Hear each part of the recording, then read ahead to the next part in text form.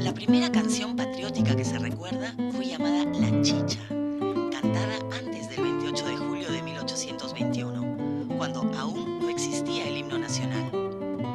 La chicha celebraba las comidas y bebidas nacionales en oposición a los alimentos europeos. Era la canción de la chicha andina contra el vino que representaba Europa. Fue compuesta por los mismos autores que posteriormente crearon la Marcha de la Patria, es decir, por José de la Torre Ugarte y José Bernardo Alcedo. Torre Ugarte escribió los versos y Alcedo fue el compositor. Ambos tenían una sociedad exitosa que luego les valió para ganar el concurso del cual proviene el himno nacional. La chicha expresaba un ánimo particular y que duró poco tiempo. Los criollos amantes y respetuosos del pasado andino. Aunque ese espíritu se disipó muy rápido, en ese momento, exactamente en 1820-1821, fue muy intenso. Por el momento, los patriotas se habían reconciliado con las costumbres indígenas. En los años 20, con estos generales, con estos mestizos llegando al poder, a Palacio de Gobierno, ocurre pues aquello que suscitaba las quejas de Pardo de Aliaga, por ejemplo, en Frutos de la Educación, ¿no? Cuando se queja de la, por ejemplo, la proliferación del baile de la zamacueca, ¿no? que es considerado pues un baile totalmente mórbido, ¿no es cierto?, e impropio de los salones elegantes. La presencia del Ejército Libertador impulsó el movimiento de liberación de las provincias del norte del Perú. En los últimos meses de 1820, diversas provincias del norte y del centro del país proclamaron su independencia, todas ellas antes que Lima. Entre otras ciudades libres ya en 1820 se encuentran Tarma, Trujillo, Chiclayo, Cajamarca y Piura. El norte se separó entre el fin del 20 y el 4 de enero del 21, se separó todo el norte sin una batalla. O sea, lo que mostraba que el ambiente humano estaba por la independencia, pero que no se podía expresar porque faltaba la fuerza material que permitiera decir en voz alta lo que se decía en voz baja dentro de las casas, ¿no? Un personaje clave en la emancipación de las provincias del norte fue José Bernardo Torretagle, quien luego fue segundo presidente del Perú Independiente y que en ese entonces era intendente de España en Trujillo. Es decir, ocupaba el más alto cargo de un departamento, siendo el equivalente a un moderno presidente regional.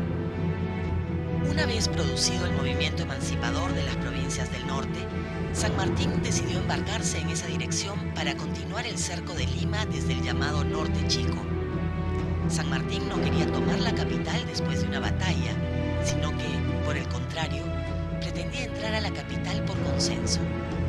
Además, sus fuerzas regulares eran notoriamente inferiores a las realistas. San Martín tenía como obsesión no dar una batalla por Lima. Él quería entrar a Lima cuando el ambiente estuviera maduro y cuando el Cabildo de Lima lo invitara a entrar. Se abrieron negociaciones con el virrey que no dieron ningún fruto porque las pretensiones de ambos eran incompatibles. San Martín buscaba que jurasen la independencia, mientras que el virrey quería que jurasen la Constitución Española de 1812. La fórmula de un rey de origen español no evitaba el antagonismo.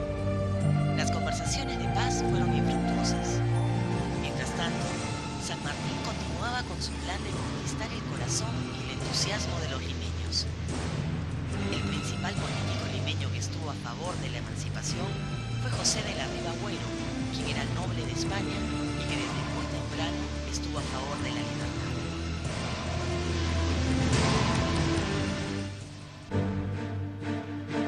Los realistas estaban atravesados de dudas. Su ejército era fuerte, bastante más poderoso que el que acompañaba a San Martín.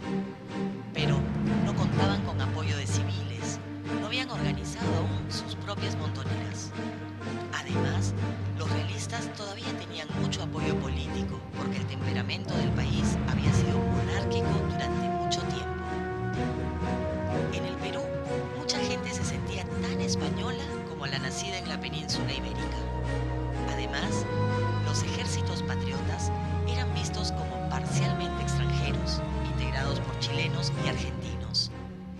Para algunos, los patriotas representaban una invasión extranjera. Por su parte, el ejército del virrey estaba compuesto por un Estado Mayor español, oficiales mestizos y criollos y tropas indias.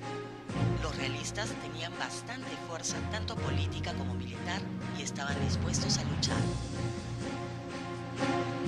Por otro lado, el alto mando realista desconfiaba de Lima. Ellos veían cómo, poco a poco, la gente de San Martín iba convenciendo a los capitalinos. Sin embargo, en Lima residía la élite económica, los poderosos comerciantes españoles que controlaban el tráfico mercantil del Pacífico. Ellos venían siendo los financistas del virrey y de la causa del rey de España. Pero, tomando una decisión bastante costosa, los realistas abandonaron a su gente de dinero en Lima y se trasladaron a la sierra. Más de 3 años se puede decir que hay dos caras del Perú. El Perú en Lima y en el norte y en parte del centro, con San Martín, con Bolívar, con la independencia. Todo el sur andino, como decimos hoy, con el rey. Y en el Cusco funcionó el gobierno virreinal como había funcionado antes en Lima, ¿no?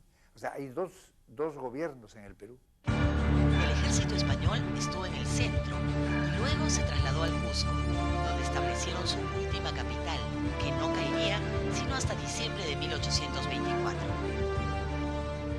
Los remanentes del orden colonial encontraron sus fortalezas y sus refuerzos nada menos que en el Cusco. Sí. Los reyes urbanos, que nada menos que en la capital imperial del Tehuantepec. San Martín ingresó a Lima en julio de 1821 sin combatir, sino gracias a que el ejército español decidió dejar la capital y replegarse a la sierra. Allí, los realistas entrenarían un ejército y estarían a salvo de las intrigas de la corte limeña. El trasfondo de las reivindicaciones, y para decirlo de manera muy precisa, no solamente de la gente de Lima, sino de las élites de varias otras regiones que España controlaba, era la profunda incomodidad política que sintieron como consecuencia de la pérdida de privilegios que más de bien los siglos de control con los autres habían obtenido.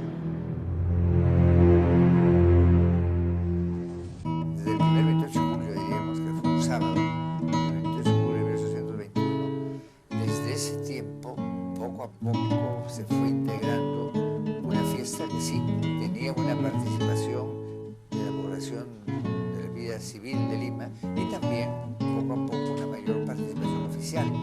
El primer día, por ejemplo, seguí un poco la tradición virreinal, hubo un desfile cívico que luego de la Plaza Mayor siguió por el Región de la Unión hasta la Merced. Ahí se realizó otra vez el acto de la proclamación de la independencia.